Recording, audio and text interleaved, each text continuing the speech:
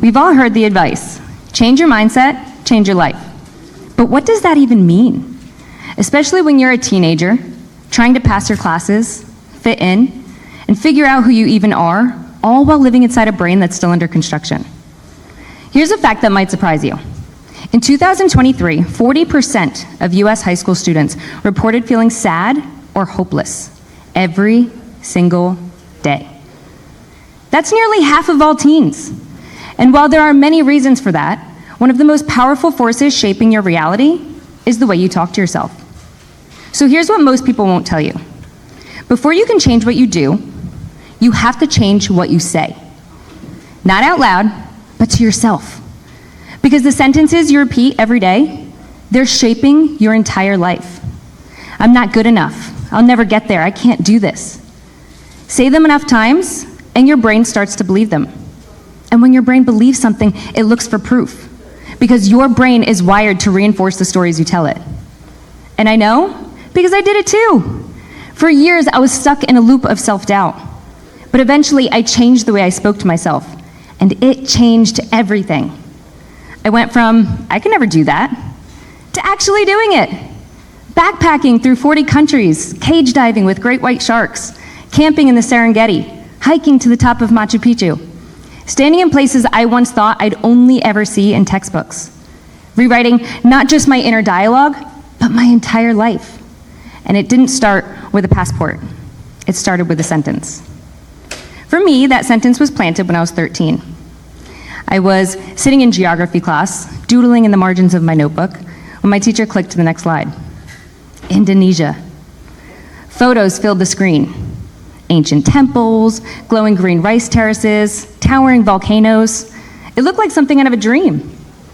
And for a moment, I let myself imagine being there. But then the thought came rushing in. I'll never see that. Not someone like me.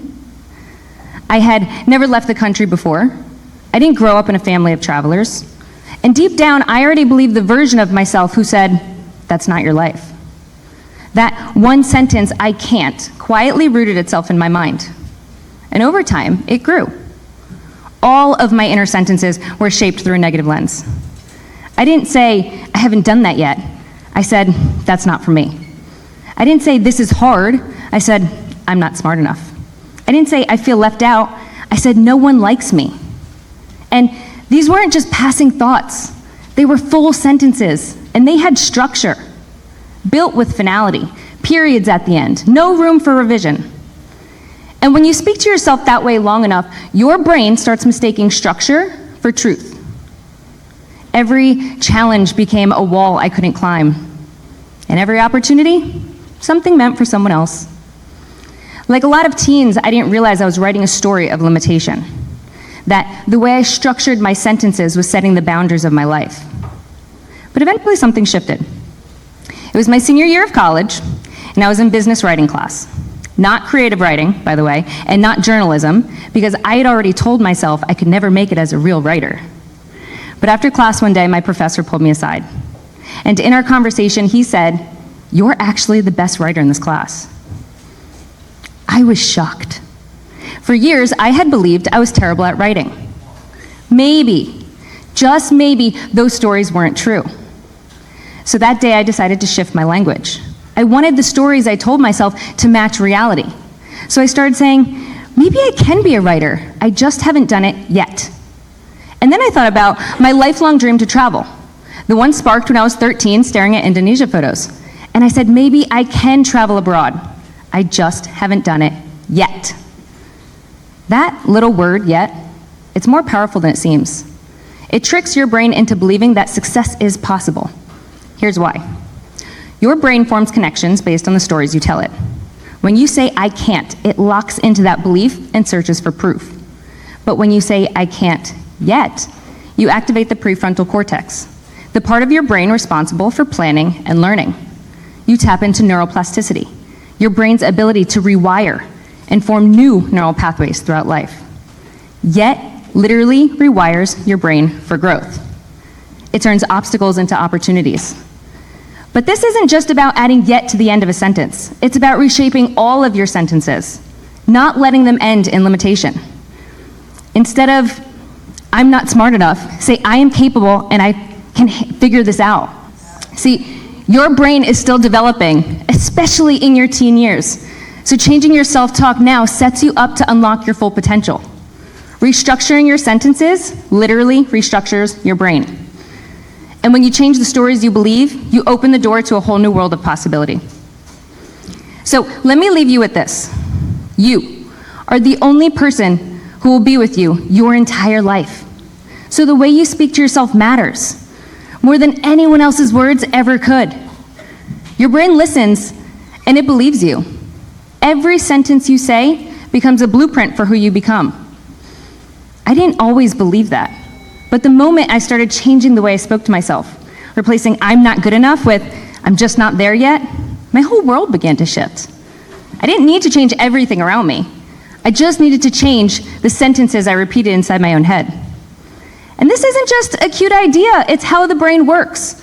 Neuroscientists call it self-directed neuroplasticity, the ability to change your brain by intentionally shifting your thoughts. And repetition forms new neural pathways. That means each time you replace a limiting belief with an empowering one, you're physically reshaping your brain. So here's your challenge. Students, start by changing one sentence you say often. Flip I can't into I can. Replace I haven't with I will. And if nothing else, add yet, because how you frame your words shapes how you see yourself. And when you repeat that new sentence, you're not just changing your words, you are shaping your future. Parents, listen closely to how your kids describe themselves. Do they say things like, I'm stupid, or I always mess things up? Help them reframe it. Say, try that again. Let's word that differently. The words you correct today shape the beliefs they carry into adulthood. And teachers, pay close attention to how your students structure their sentences. When you see a sentence framed through a negative lens, hand it back. Not to criticize, but to coach.